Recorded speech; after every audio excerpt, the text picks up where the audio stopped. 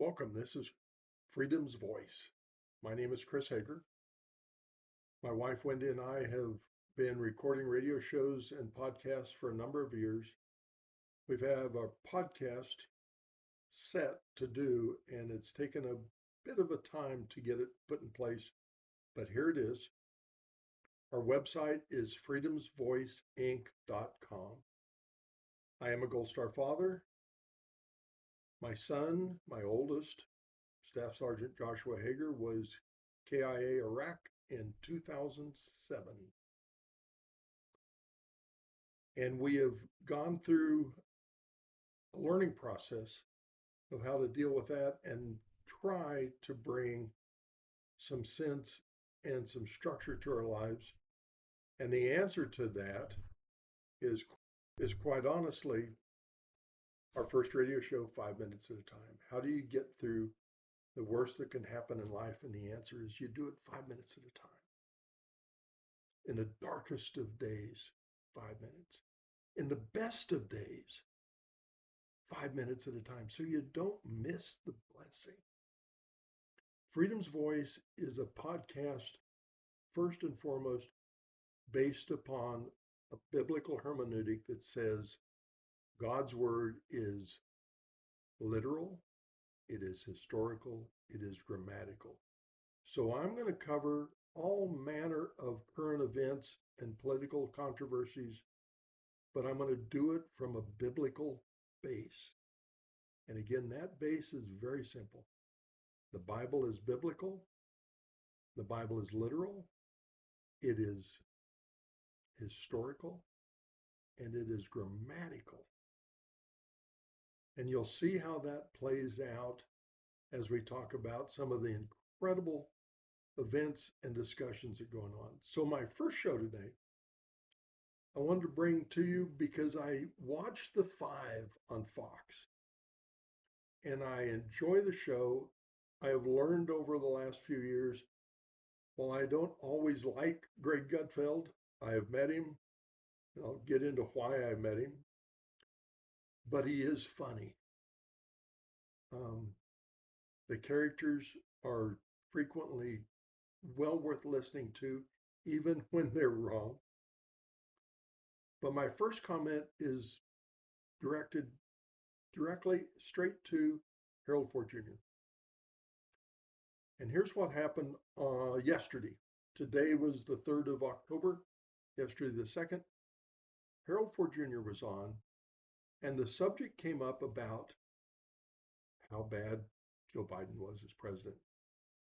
And Harold Ford Jr. made the case that we needed to just let go, move on. He was no longer president. It's time to let go of Joe Biden.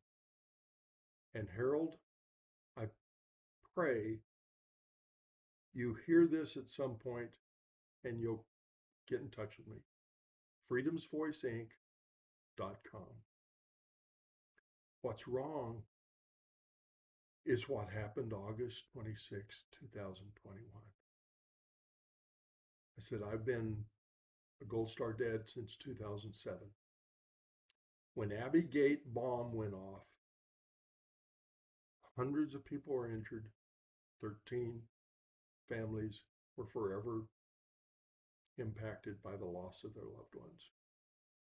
My wife and I were asked to lend some support, some help. And in the week following that event, we went to California and we were at the funeral of Kareem McCoy. Became acquainted with his mother and his father and his family. And ended up over the next several months spending time with most of the families. Got to know most of their stories. Harold, the Afghan withdrawal debacle was the most horrible event imaginable. And because you are not a part of the military family that suffered that, you may not know how horrible it was. Joe Biden did not, I believe, did not make the decisions someone did that made the disastrous choices of letting Bagram Airfield go, that put Marines in harm's way. No, they had no bullets in their clips. They were standing guard without the opportunity to defend themselves. And there's been no accountability. There's been no responsibility. Oh, well, it was what we need. No. Heads should roll for what that disaster was. And let me share a little bit more detail on it. There was, for all of the families, the Department of Defense scheduled months later a presentation in each home that extended 4 and 5 hours to try and explain what happened. Kareem Nakui, his family, his mom wanted some help. I actually contacted a Salem host, Schrichter, really good retired attorney, a retired Marine or Army, gosh, it's okay. An attorney in Los Angeles. He sat through the 4 hours that the Army spent with his family. I watched the presentation, Harold, and I'm sure you did not, that the Army went through to explain what happened at Abbey Gate. And here's the takeaway that's so awful. Afterwards, there were like 2 reporters that sat through it all. The Army claimed that they had more than 170 interviews about what happened in that fateful day. And they claimed that all of the deaths, all of the injuries were from 5mm ball bearings in the explosive vest of the terrorist. That's not true. But here's why I know it's not true. One of the 2 reporters said, of all the interviews, what did the Afghans in that site say? And this general who was doing the briefing said, well, our investigation was not authorized until 3 days after we had left Afghanistan, so we couldn't talk to anybody. Think about this. They did not interview a single Afghan who was on the ground at Abbey Gate when the bomb went off. There were many that got on airplanes following that. They knew exactly where they are. The bold lie of the Department of Defense to say we couldn't interview any of the Afghans who were within the first 25 yards of that bomb going off is a bald-faced lie. Harold, who was making the real decisions in the White House for Afghanistan? You don't know. I don't know. What I do know, it was not Joe Biden. And that you sit there and say, we should just let it go. In 2016, I spent my first time with Donald Trump as a candidate. He asked me, does it ever get better? And I said, no, sir, it gets different. And some things make a big difference and some things make a little difference. But making a difference is what I live for. One step at a time, 5 minutes at a time. And no one has stepped up to make a difference in the lives of the 13 that tells the truth about Afghanistan. I'd love Harold Ford Jr. to tell you what it's actually like to be a Gold Star dad. And I'll share one other small bit. 2007 to 2018 is a long time, 11 years. I was invited, recruited, asked to participate in a legal action. In 2023, a district court in DC adjudicated that my son was in fact killed by Iran. They built the bomb in Iran, paid a terrorist to plant it and target and kill my son. Iran killed my son, not Iraq. Actually, the Iraqis even liked my son. The reason Iran hated him, my son had a role to play in what became the surge. You may not remember that, sir, but you should research it. The surge created in later years a safe Ramadi. Obama, when he ended the deployment to Iraq, took what had become a safe area and turned it back over to Iran terrorists. These things are not right. So look at these things. 18 years, it still grieves me. And the 13 families are just beginning the same road. They deserve to know who in the Biden White House made the decisions, because it most certainly was never Joe Biden. So don't give me this line of crap that says, oh, he's no longer president, we shouldn't ask questions. Who made the choices for for Afghanistan withdrawal? Who gave away $9 billion of equipment in Bagram Airfield? Who? Because you don't know. And worse than that, no one in the mainstream media even asks. So moving forward, the shutdown is in its third day, lots to go on about it. And one of the supporting companies that I represent is called Patriot Care Health, and you find them at patriotcarehealth.us. What is it? I was honored and privileged to have a small role in how a company was structured to provide healthcare plan that actually works with veterans in mind for independent contractors, small businesses.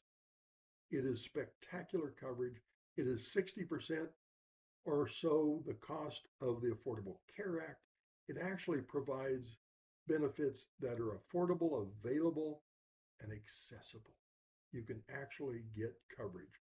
All of this all of this argument about the Affordable Care Act and how Democrats just want to support the Affordable Care Act. Think about it. If you have a $10,000 deductible, it's not coverage. Why is there a $10,000 deductible? Because they didn't have enough well people to pay for sick people preventative care or pre-existing conditions. I get pre-existing conditions as an issue. I actually can solve that problem because there is a way to do it. patriotcarehealth.us. Medical cost sharing, unlimited doctor's visits, virtual primary care with a veteran in mind. Excellent. So healthcare. I was first licensed as a life and health agent in 1973. I've seen how companies with good products were finally manipulated and cajoled and twisted by the federal government. That the healthcare industry today is just horrible. But there are some brilliant, independent versions of coverage that are available. The health sharing agreements, medical cost sharing companies, Sedera, Zion, there's a number of them, provide real coverage that's affordable and works. Go to our website, freedomsvoiceinc.com, and you'll see a link to patriotcarehealth.us. So, first of the shutdown deals, the cost of coverage in California and other states that provide medical care for anybody. It is racist for me to say that there are communities at large that think if you're sick, you go to an emergency room at a hospital. Well, 60 years ago, that worked. You can't do that today. You go to an urgent care. But I've had clients who say, gosh, I went to the emergency room and I got a bill for $2,500. I said, yeah. That's why we don't cover that. You could have gone to the urgent care for $15 copay. Oh, I forgot. On and on. There are plans out there, but the world is different because Obama and the Affordable Health Care brutalized health insurance in America.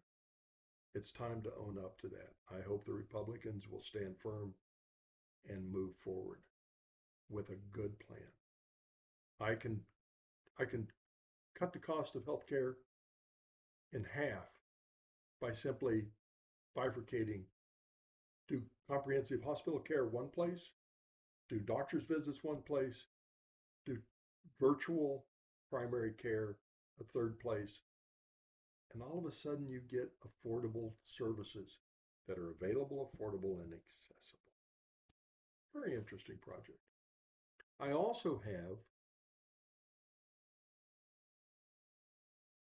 another part of today's enterprise from the lamestream media. Love it. Love how off they are. Did you see what Pope Leo did at a recent meeting about climate change? He blessed a block of ice. Yep. He said that Jesus' message included that we need to really be concerned about glacier melt. And he blessed a block of ice because the evil Americans, the evil Protestants are not taking care of the planet. When I started this, I talked about hermeneutics, how you read the Bible and understand it. It's literal, it's grammatical, it's historical. The Catholic Church thinks it's allegory. There is a doctrine within the Catholic Church that says the Holy Father is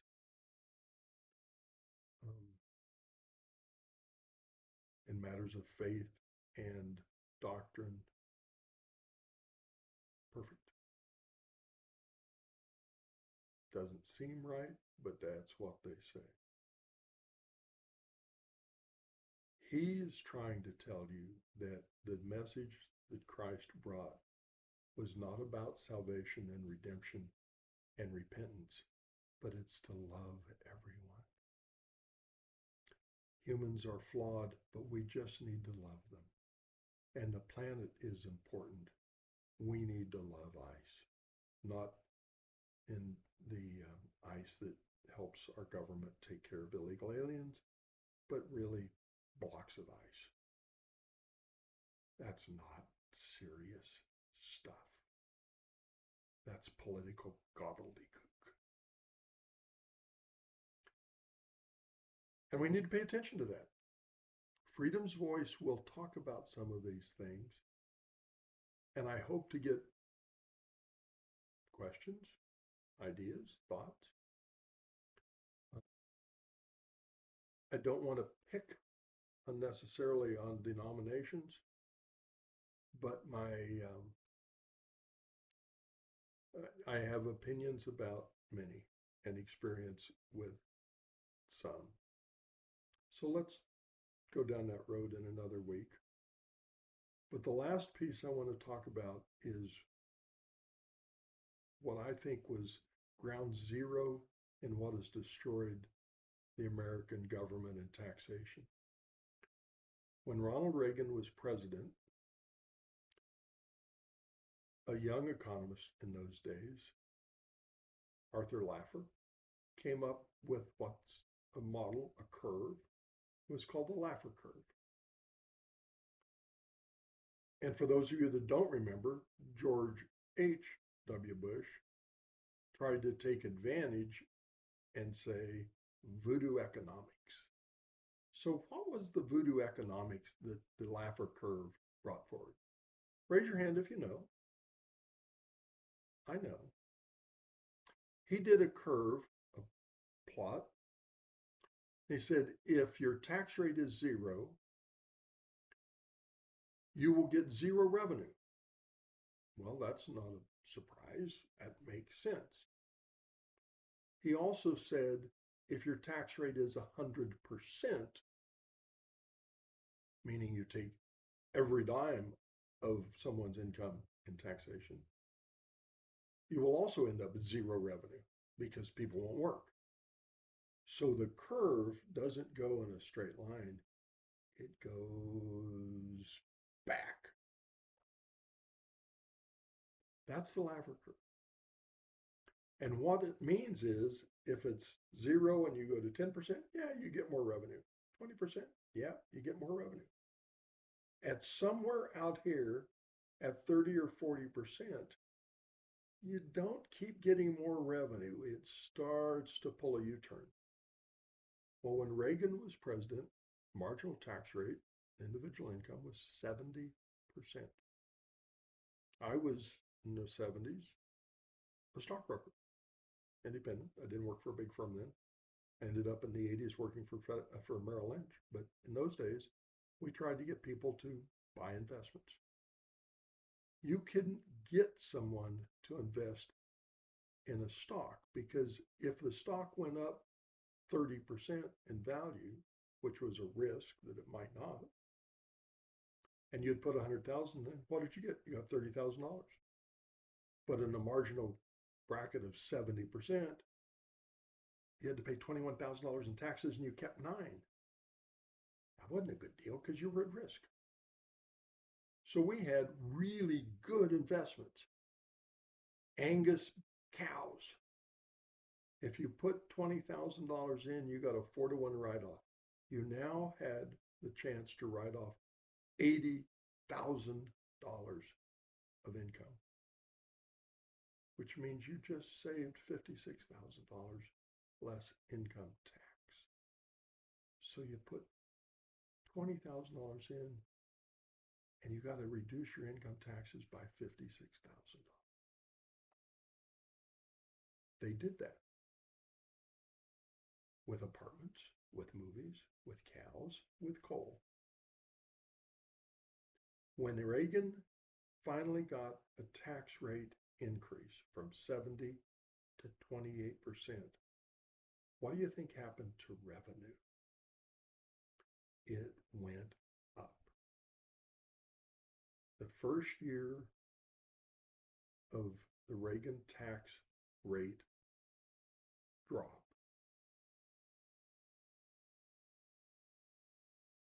taxes were at $284 billion for federal income tax for individuals. It went to $551 billion from individuals. Revenue soared.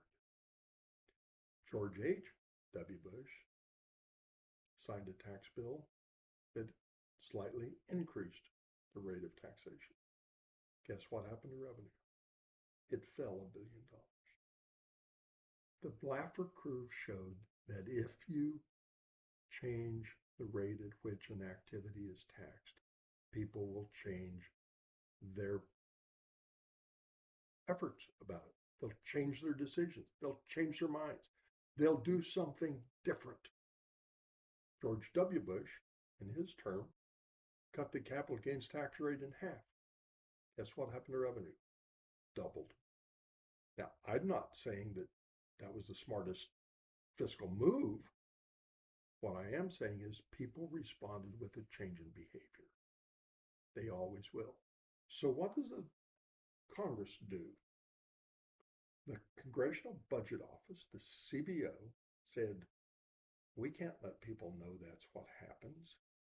So the Congress has, for many years, required that the CBO only do a static analysis when scoring tax and revenue bills, which means they can't do any figuring of what the change in behavior will do. So that every tax bill, if it raises taxes will show more revenue, and every tax bill that lowers rates will show less revenue. So every time you see a tax bill comes in, oh, we're going to cut rates. Oh, you have to pay for it somehow. Why? Because revenue is going to go down. But it never does. And they never get increased revenue from taxes. And they've lied about it. The press has lied about it. It is a lie within a lie within a lie. There was a tax bill put forward. I remember Nancy Pelosi was speaking for it. It put a surcharge on fur coats, boats, and expensive cars, I think. The result of a surcharge was the boat industry essentially closed. They never got any revenue from it, and 8,000 people lost their jobs. Buying public went to another country to buy their boats because if the keel was laid in the United States, there was a surcharge on it. Why would they do that? They didn't. They had a choice to go somewhere else to buy their boats. Please, Harold Ford Jr., talk to me. I will show you a health plan that saves money and provides quality service. I will show you a tax program and how the Laffer curve actually was real. And I'll show you the pain and suffering of what Goldfarb families go through and why the Biden administration, until they come up and say, this is who sent soldiers to die at the airport in Afghanistan and hold them accountable. This is Freedom's Voice. We'll be here every week, 2 or 3 times.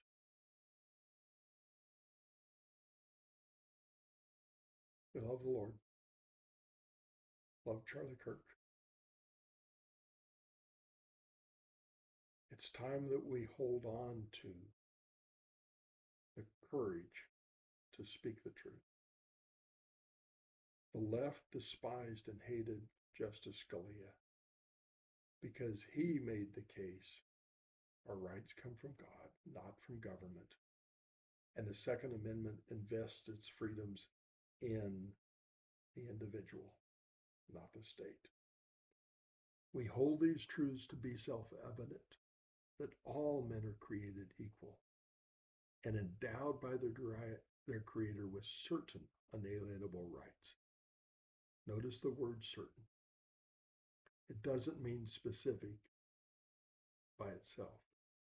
It means specific rights and certain guaranteed rights because they're from God. And God never breaks his promise. We will have life, liberty, and the pursuit of happiness when he returns. And he will return soon, I pray. Thank you. God bless. Chris Hager, Freedom's Voice, Inc. Have a great day.